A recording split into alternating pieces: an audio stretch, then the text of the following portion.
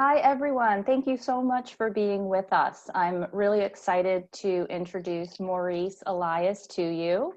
And also thank you for everyone who is introducing yourselves in the chat. Please go ahead and keep doing that. Let us know where you are from and what you do. It's really great to see everybody from all over the country here with us.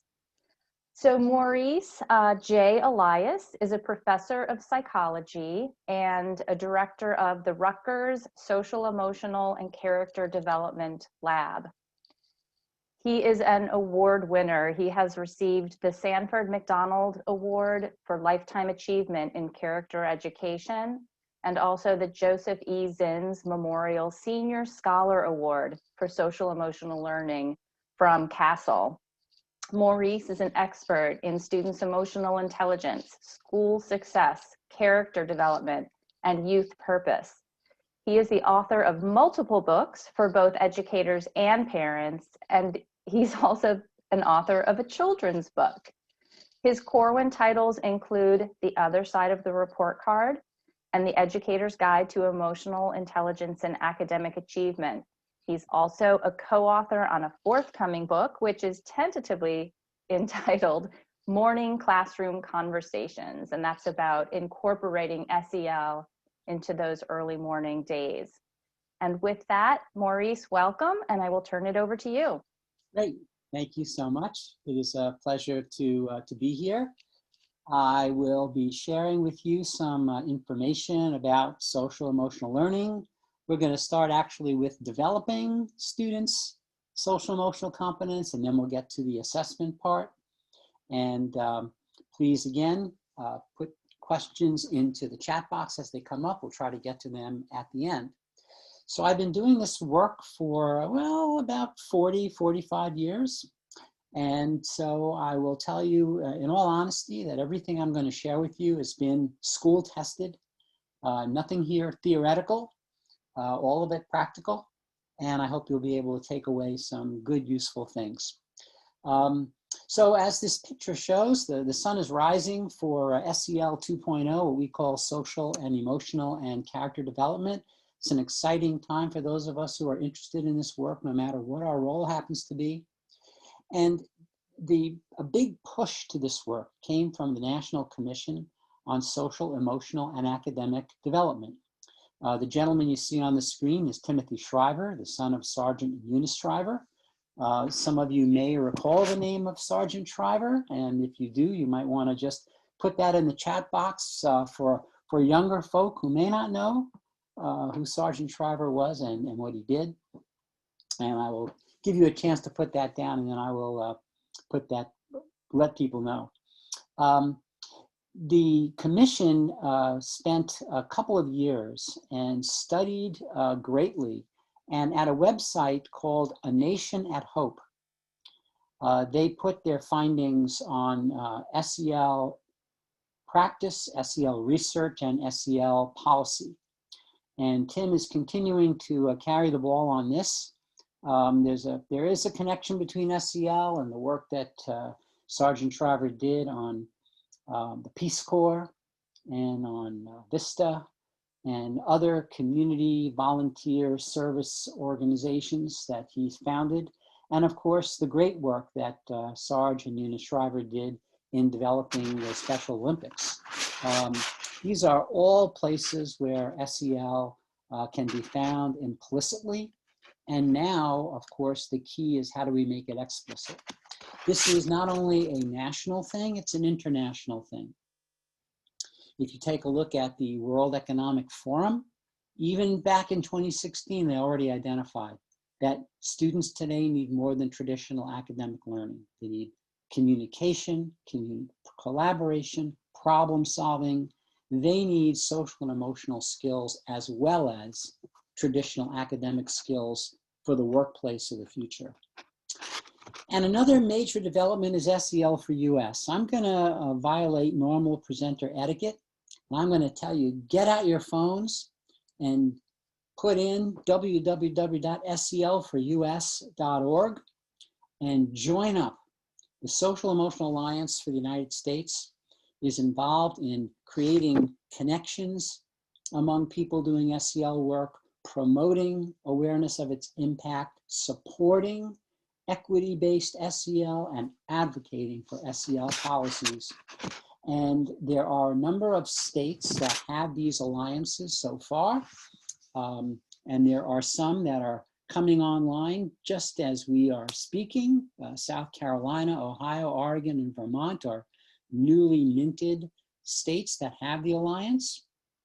So not only can you join SEL for US, you can also join SEL for your particular state.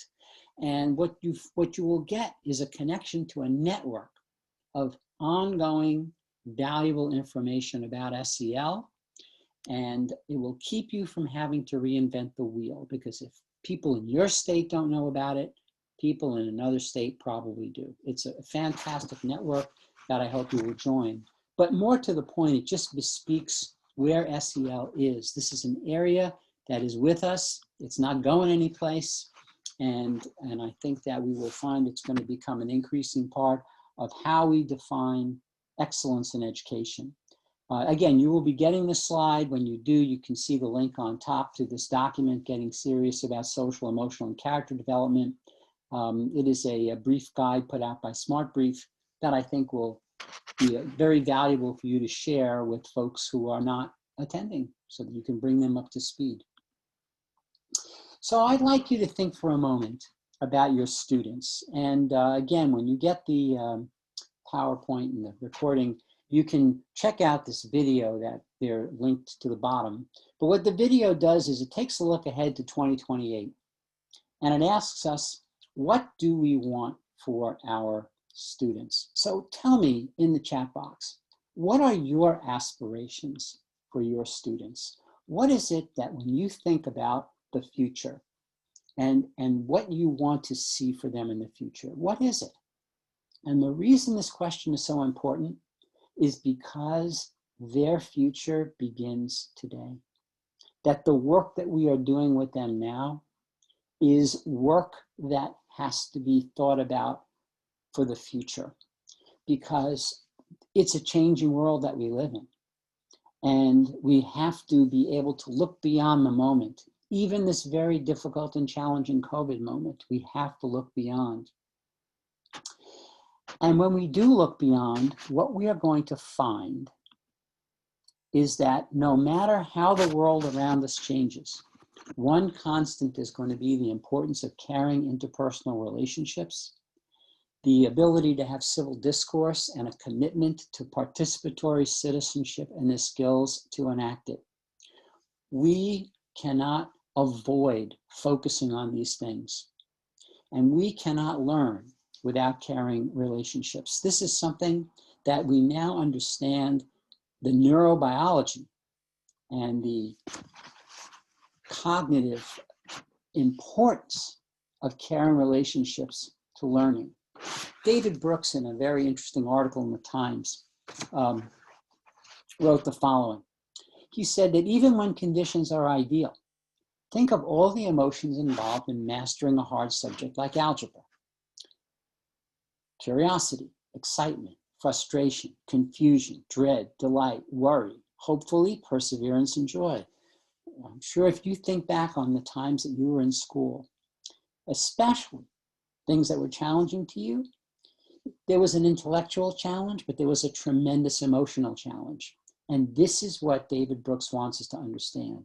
You've got to have an educated emotional vocabulary to maneuver through all these stages. We cannot disconnect emotions from learning. So he urges in his article to put relationship quality at the center of education. How true is this now we see in COVID, when the biggest thing that's missing is really that relational connection of learner to instructor and learner to learner. And David Brooks also says in that article that students only learn from people they love. And I want to submit to you that this is not rhetoric, that at some level this is true, and we all know it's true. Because there's a certain kind of love that we all have felt for our favorite teachers. And there is good reason for that, and that is why we learn from them. You all know, you all experienced, as I did, classes you took because you had to in your schedule. And you fell in love with those classes because of the teacher. And it was because the way the teacher created a learning environment for you. This is not something sort of mysterious. This is something we have to make regular. And the implications for the future are dramatic. We are so focused on getting kids to college and getting them a job that we don't recognize that getting through college and advancing in your job are really our goals. And college and career success are mediated by EQ at least as much as IQ. The emotional intelligence, the social emotional competence our kids have is what gets them through college. Again, you know, if you think back to college, it wasn't all about your classes. It was about how you managed your time, how you managed your friendships, how you managed your entertainment, how you managed your love life. All of those things determined your ultimate college success. Your ability to have a conversation with your professor is an empirically demonstrated marker of one's likelihood of graduating on time from college. And that's why the art of conversation, which is an art that can be vanishing from too many of our kids, is something we have to cultivate. So we are understanding too that in all of our conversation about trauma, who isn't trauma informed in a time of COVID? Urban environments, our kids coming to school filled with trauma of all kinds. So what does it really mean? It means that all learning must be emotion informed. That in order to have successful learning, and I'm talking about learning not only in classes, but in therapy sessions, counseling sessions, group sessions, emotions must be dealt with initially. We must assume that the kids involved with us are having emotional challenges. So we cannot inflict additional trauma on them by ignoring their emotions. And so we have to make sure that all of our students, not just some of our students, not just our privileged students, that all of our students are being prepared to deal with the very strong emotions of life. And so we know how kids truly succeed. That true academic and life success integrates the intellectual, emotional, and social facets of learning. That when we talk about a left brain and a right brain, I mean, we all have a corpus callosum. At least I hope out there we all have a corpus callosum. And if you do, it means your brain is completely interconnected. Now, just as a quick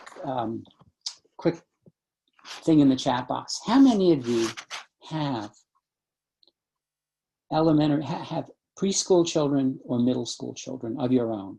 You are the parent of a preschool child or an elementary school child. You can raise your hand in the participant box, put it in the chat box. All right, now I'm going to ask you, look at that. All right. Some of you may even have one of each. So here's my question to you. When you think about these kids, are they more cognitive or are they more emotional? Are they more ruled by their intellect or are they more ruled by their feelings? I'm asking a rhetorical question. So the idea that we think that kids can come into school, put their emotions in their locker, and then go about their school day is nuts. So that's why we have to start with a positive character building school climate from the minute the kids walk in the door. We have to have explicit instruction in social and emotional competencies for those kids to develop these key skills. And we have to make sure that we recognize that we're looking to the future. And in the future, our kids need habits of mind that include curiosity.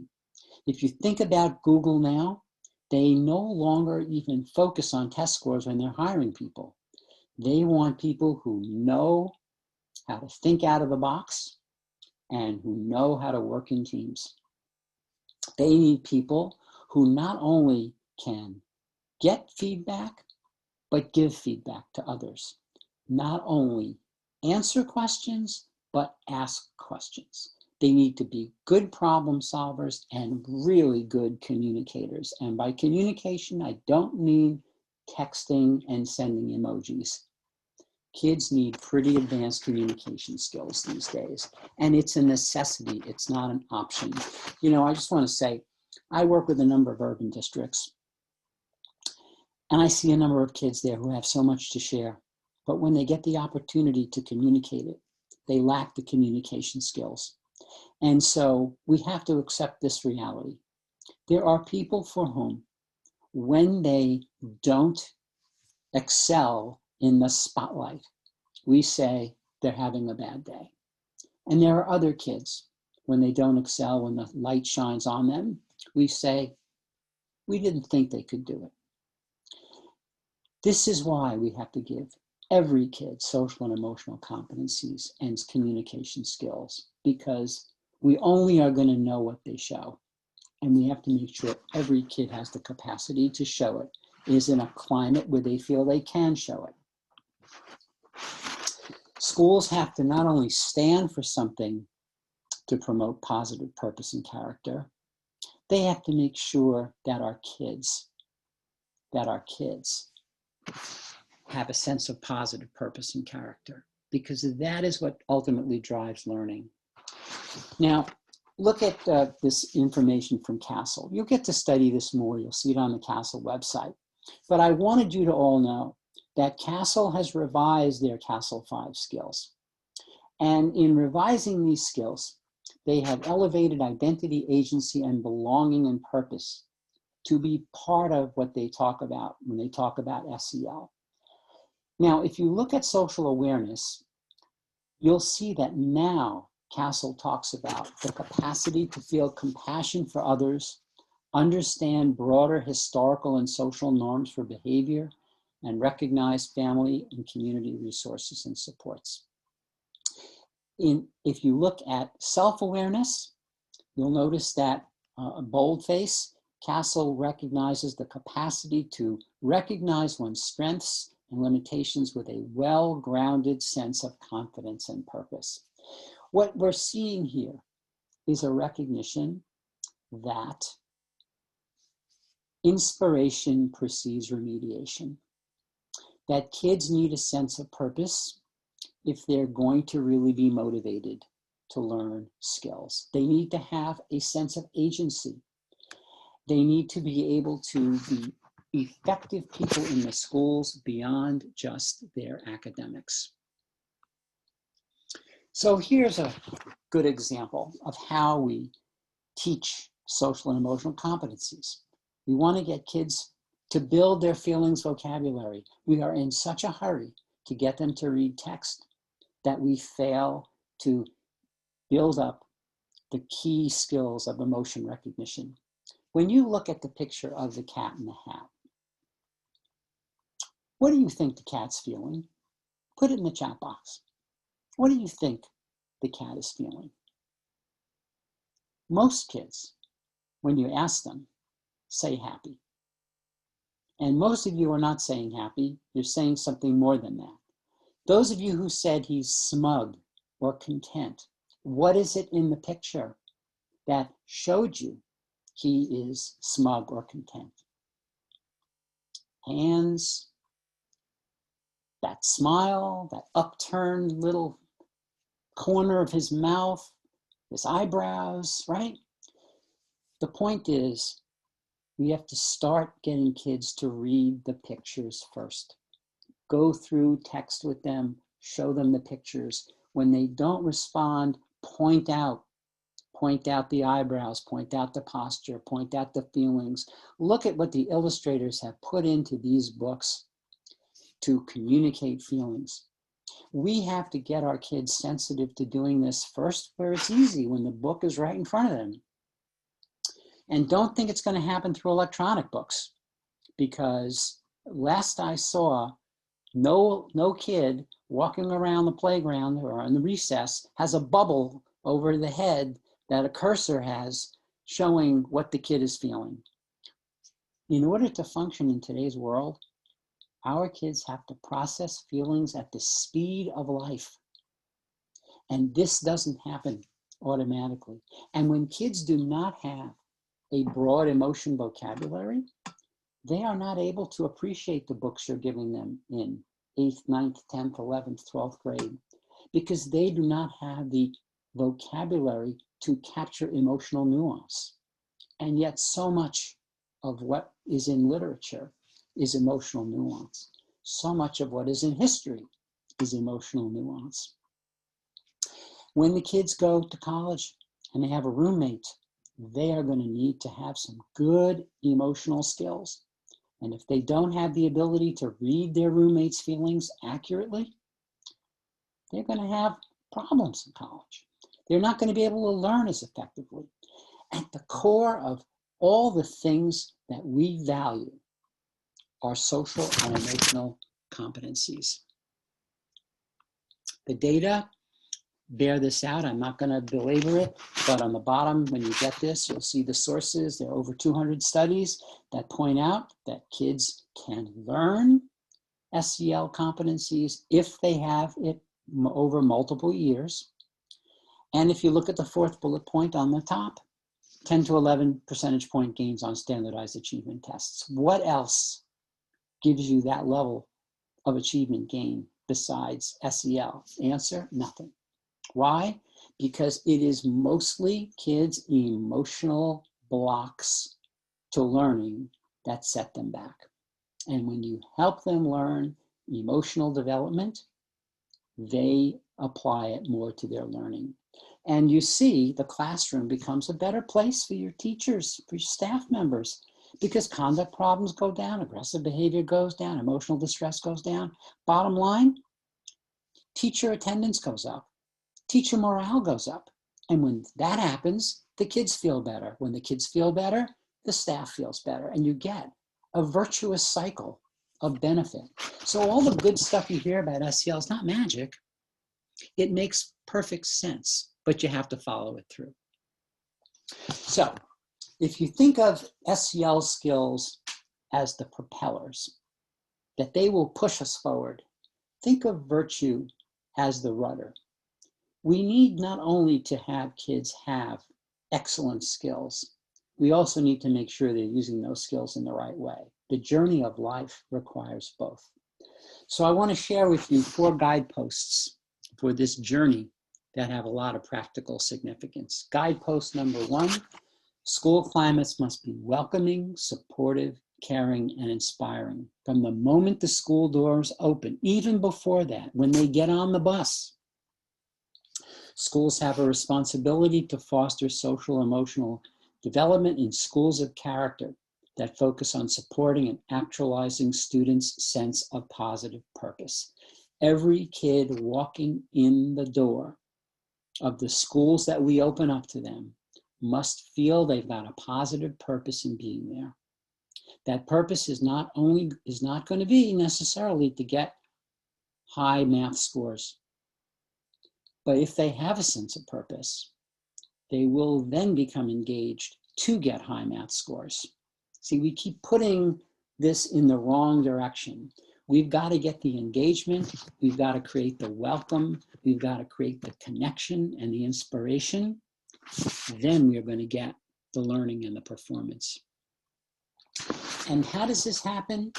Well, William Damon and others have talked about the fact that basic to human dignity is a belief of oneself as an agent of positive purpose. That I can accomplish something. I may not be the smartest kid in the world. I may not be the best scientist. I may not be the best performer. But I have the ability to do something that is personally meaningful and in the service of a greater non-destructive good. In other words, I have value. I can be of use to the school. There's a classmate I can help. No matter how difficult I may be having a time in a certain subject area, there's a kid that I can help. I can reach out to a stranger. I can reach out to the kid that's lonely on the playground or in the lunchroom. We have to mobilize our kids to become agents of positive purpose.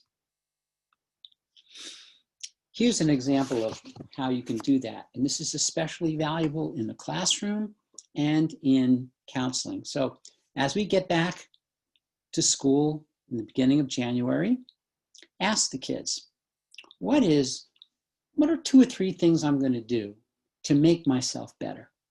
What are 2 or 3 things I'm going to do to make my classroom better? What are 2 or 3 things I'm going to do to make my school better? And what are 2 or 3 things I'm going to do to make the wider community and the world better? You got a lot of kids that don't believe that they even have a role in making their community or their school or even their classroom better. And our kids need to get the message that you've got some agency here. So helping kids set goals and then working with them to monitor those goals is an incredibly powerful intervention. And it's from having those goals that kids get motivated to learn SEL, truly, and to learn their academic subject matter. This is a very powerful thing. We've done this with kids in detention, in suspension, and then just normatively in the classroom at the start of each marking period to get the kids involved in owning their learning. Guidepost number 2, schools must teach SECD explicitly in a coherent and coordinated way. That because these competencies are basic, foundational, and as essential as reading, they must be developed in the same way. Look, we all know kids who are very smart. And I would say to you that if you're really smart, but you can't read, you're going to have a lot of challenges in your life. In the same way, if you're really smart, but you can't read feelings and you can't read situations, you're going to be very, very challenged. So that's why we have to teach SEL systematically. We have to look at our jumbled schoolhouses where we're trying to do so many things and people keep saying, I can't do one more thing, I can't do one more thing. And that's true, it's true. But we have to take the time to say, okay, how are we going to bring social, emotional, and character development into everything we do? Because it is involved in literally all the valued outcomes that we want to see. And the foundation of it is service and character, as I've been saying, that our kids need to feel they have a sense of purpose. The kids need to feel that they have value. And when they feel that way, that is what motivates them to learn. That the academic skills are not an ends, they are means to an ends. And when they get these skills, and when they have a sense of purpose, they are less likely to get involved in violence, alcohol, tobacco, and other drug use, poor health behaviors, and premature sexual activity, because they have something to lose, in essence, their valued position in the school. So there are many ways to enlist, empower, and inspire students instead of fixing them. We should never be fixing students. We should be cultivating our students. And in the Educator's Guide to Emotional Intelligence and Academic Achievement, there are many examples of that, including evidence-based SEL programs pre-K to 12, how you can have student involvement in your school committees. Students should be involved in anti-bullying, anti-drug, anti-gang, anti-cyberbullying. They should be involved in anti-cheating. They got a lot of insights to share about these problems, but we need to get them involved and let their voice be heard. We need to give them opportunities for problem-solving forums to solve school difficulties no matter what they are. And we need to have kids being involved in buddying, mentoring, and tutoring across all ages and ability. I work with a dear colleague, Ray Pacey, who's principal of a high school. And Ray had every 11th grader be a mentor to a 9th grader. Every 12th grader was a mentor to a 10th grader. If you were in that high school, you were either a mentor or a mentee. And when you became an 11th grader, you couldn't wait to become the mentor of an incoming 9th grader. That was a school of tremendous social, emotional competence and character. We want to bring SEL into visual and performing arts. We want to give our students opportunities to reflect on their performance and do goal setting and to talk about their own purpose through writing assignments and essays. We want our kids to not think that this is just sort of special or something you do in therapy, that we are all involved and should be involved in exploring our sense of purpose. Number 3, schools must prepare students for citizenship and social action by providing opportunities. So the idea of kids having a positive purpose begins in the school, and they have to have a mindset of contribution. When our kids feel they've got something to contribute to the school, they just become ready to learn more. And the school is a place that can be a springboard for social action and civic participation. And SEL skills open kids up to listening with empathy and respect and caring and acting with compassion and commitment. So when you before listed what you wanted for your kids, a number of you wanted kids to grow up to be the kind of people who had empathy and respect and could act with compassion and commitment. And you can't do that just because you want to. You can do that because you develop this set of competencies. And how does it happen? It happens in our social studies, history, civics, current events classes. And it happens because students are ready to engage in social action. We've got students that want to make contributions. It's just that nobody has asked them to do so. So we use an approach called Students Taking Action Together. It's involved in helping kids to use their social and emotional competencies to create a dialogue and civility among diverse students by learning particularly perspective taking, empathy, communication, problem solving, and emotion regulation. When you think about equity and all the things we're talking about with regard to equity now, empathy and perspective taking are at the very core of equity and anti-racism. You cannot have anti-racism if you don't have the ability to take perspective and have feelings of empathy. And you want our kids, we need our kids to think deeply about what's going on around them. We need our kids to know the difference between real news and fake news. We need our kids to know that a tweet is not a comprehensive report, that a tweet is exactly a skimming of the surface. And our democracy, our institutions, our society requires our kids to be able to go deeper. And so we need to be able to help kids do that. John Dewey knew it. He knew that democracy had to be lived in our schools. And by giving kids opportunities to participate, address school problems, and truly look out for one another in the school, we are doing exactly that. Bell Hooks said empowerment cannot happen if we refuse to be vulnerable while encouraging students to take risk. Is it the safe way to stick to academics? It is. Will it lead to success? No, we know that because it hasn't happened yet and it won't happen. We need to get to where we want to be by dealing with the deep roots, and the deep roots are the kids' social and emotional competencies. So here's an example of an instructional strategy, a set of instructional strategies that you can use with kids, and I'm going to demonstrate the yes, no, maybe in just a quick second.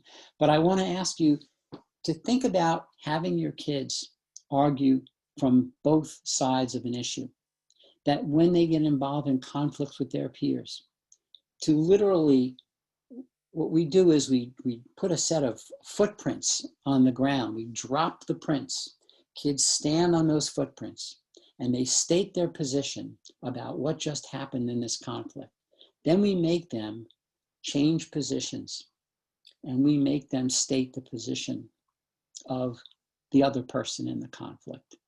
And this is something that we have to do in our social studies curriculum as our kids are reading books, so that they really begin to understand the perspective of characters, not only their own perspective, but others' perspectives.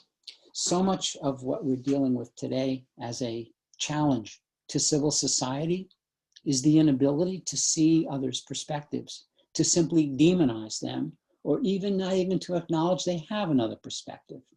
We need to give kids the opportunity in all of our work to take that perspective. Think for a minute in your own life about conversations. This is a tremendously lost art.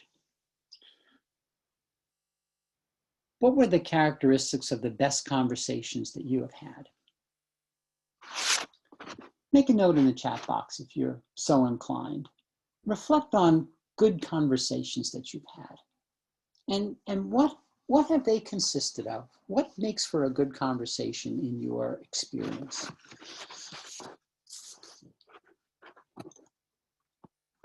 Right? Good listening, no judgment, active listening, you know that you're being heard, right?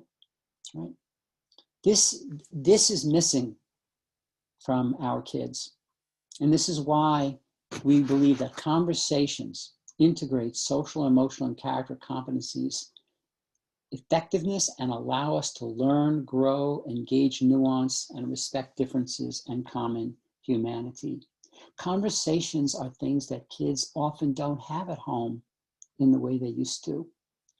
And now with all the intense social media, conversations don't happen.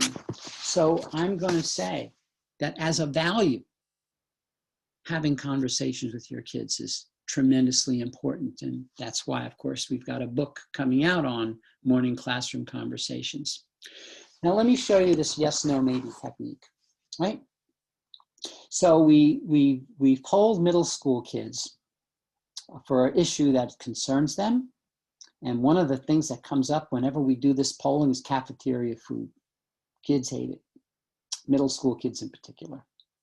All right, so a yes, no, maybe is when we present a statement to kids. There is nothing students can do to change the food that is served in the cafeteria. These are adult decisions only. Now I'm going to ask you to put in the chat box if you agree with it. If you think kids would agree with it, put the word yes. If you think kids would disagree with the statement, put no. If you're not sure how kids would feel, put maybe. If we were in the classroom, I would have a bunch of kids go to an area that had a sign saying yes, a sign saying no, and a sign saying maybe. When they got there, they would be sharing in groups of 3 with each other. Why did you say yes to this statement that there's nothing students can do to change the food? Why did you say no? Why did you say maybe? And then we have these trios report out and the kids listen. And after they're done with the yes, no, maybe, they simply sit down.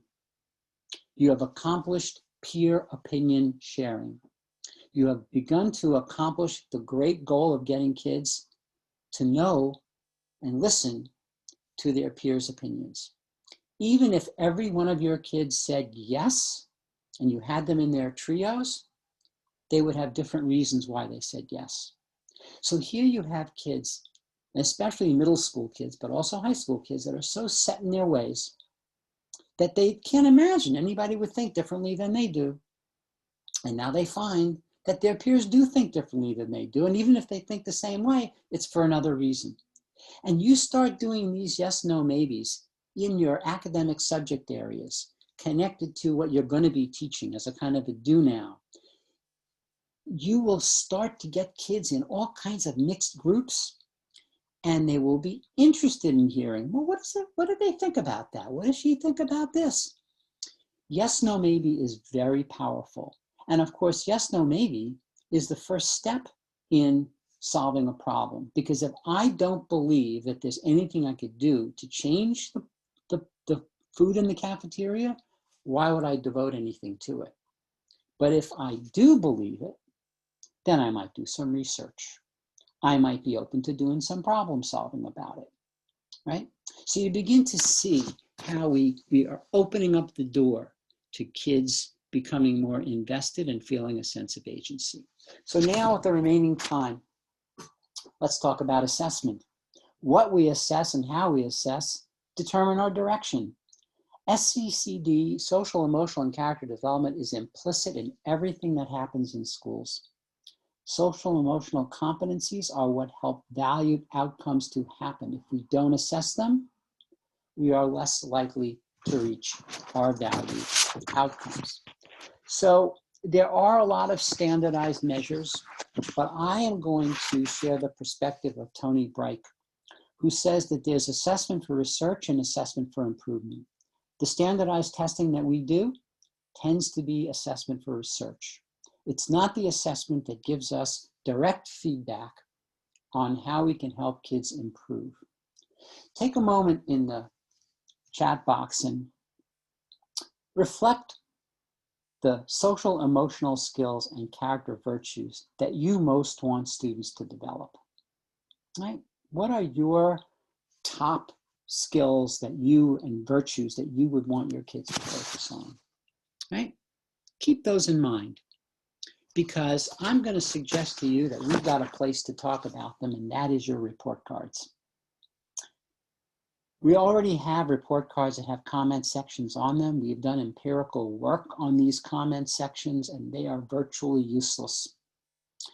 They are not well constructed. They don't cover the key skills that we want to cover. They're drop-down menus that are very hard to integrate into your learning management systems in your schools and your data warehouses. So I'm going to suggest that you get rid of your report card, drop-down menus and all that.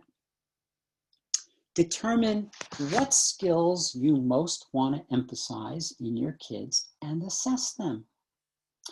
And they could be the 5 Castle SEL skills. That's a possibility.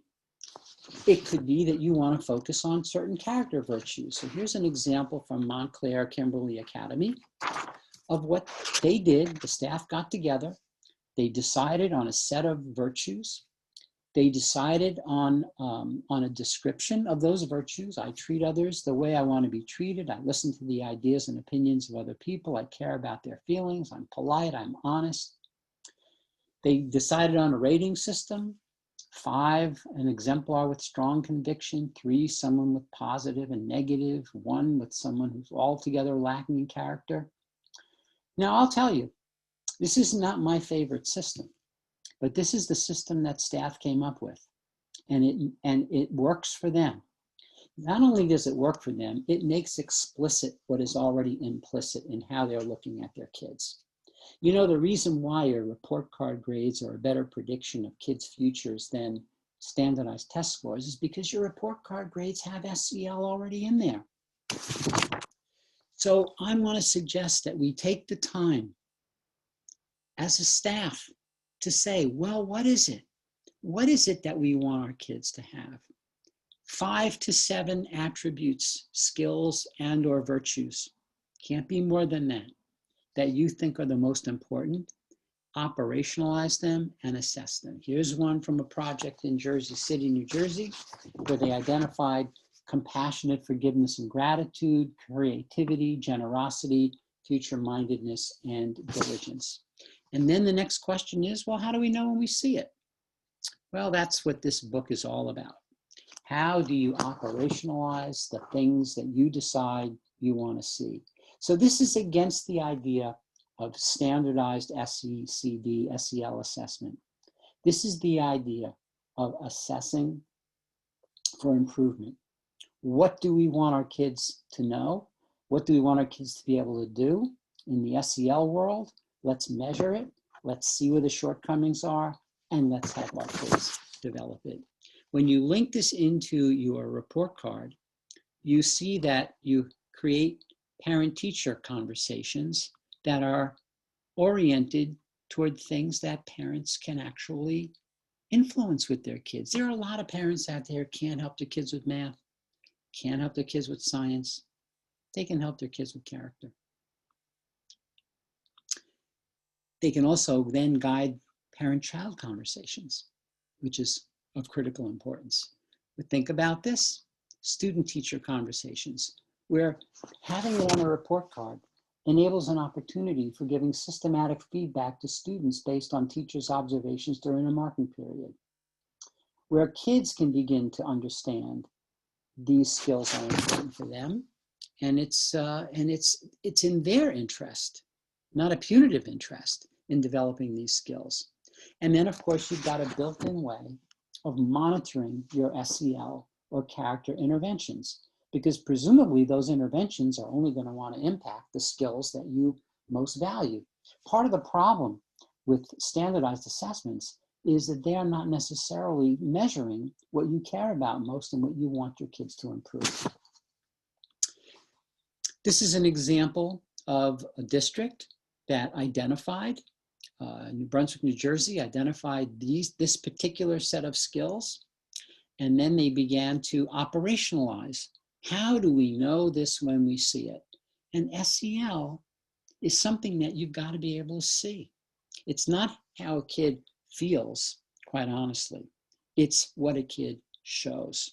So if I am unwilling to help my classmate, I may feel a tremendous amount of empathy, but from the societal point of view, it doesn't matter. You've got to not only feel it, you've got to be able to act on it, right? So that's the importance of this. So here again, the district focused on 7 skills that they wanted to develop. They worked for a year as a staff to operationalize. How will we know these skills when we see them? And here's an example. Take a look at this. Grade 3. Can recognize and accurately label a range of emotions, including pride, surprise, frustration, lonely, honesty, fairness, most of the time with prompting. Notice how this prompting thing shifts by the time they're in grade 5. We're expecting that they ought to be able to accurately label emotions without prompting, but before that they need prompting. And this is critical, because if we think that these kids are going to just have all these skills from early in life, we are not recognizing developmental reality. So again, by having these conversations, we create a uniformity of expectation among our staff, and we become clear with ourselves and with our kids. What are we looking for? What are we expecting? And then we rate them and share. So just in closing, I would say, before we take questions, that it's the inspiration to overcome challenges that we're really talking about. When we open our doors for kids to come into our schools, we have a special responsibility to educate them in mind, heart, body, and spirit and ethics. We have no choice but to do all 4 of these, because we have to prepare our kids for the tests of life and not just a life of tests. And there's no one to wait for. There's no great leaders that are going to emerge. We are the leaders that we seek, and we are the sources of the changes that we wish to see. And over my 45-year career in doing this work in the schools, I've seen what happens when folks make up their mind that they take this seriously. It's really quite extraordinary. There are many resources to help you. Corwin is a fabulous publisher of many of those resources. We've got resources at our Social, Emotional, and Character Development Lab. You'll find a resource center at selinschools.org, which is a place where people can get a certificate in social, emotional, and character development instruction. If you have questions about implementation, you can email us at the Social, Emotional, and Character Development Lab. And Edgetopia is a fabulous source of information about SECD. And of course, there is SEL for US that I mentioned. As you're embarking on this journey, it helps to be connected with others who are embarking on this journey. But again, no one really has to recreate the wheel.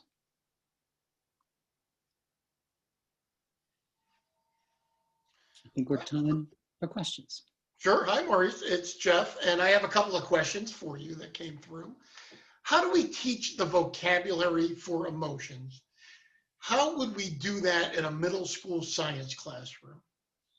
Well, you know, I think first of all, it helps as a staff to decide how it's going to get taught because it's relevant in every classroom. But as an individual science teacher, I would be identifying emotion words that I wanted my kids to use.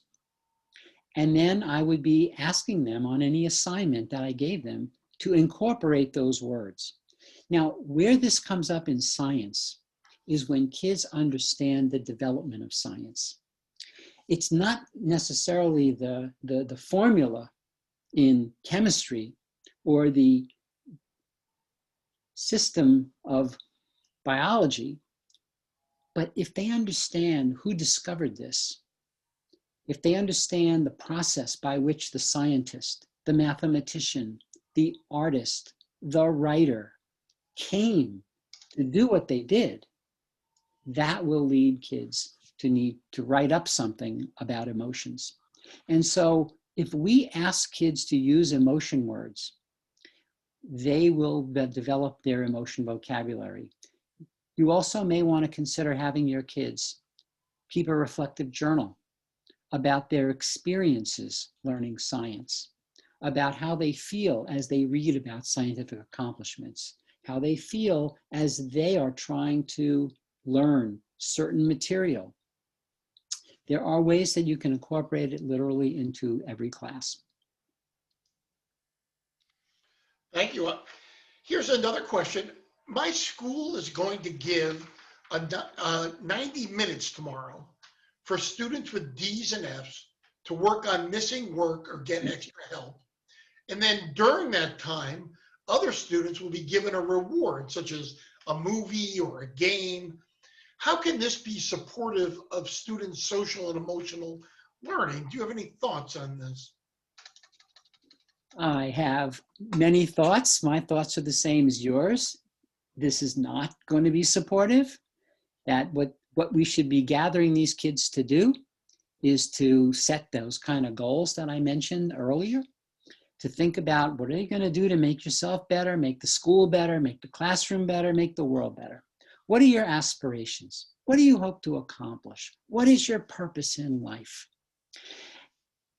This is what kids should be thinking about because they are not going to do better academically unless they have a reason to do it. And the reason to do it is not because adults want them to do it.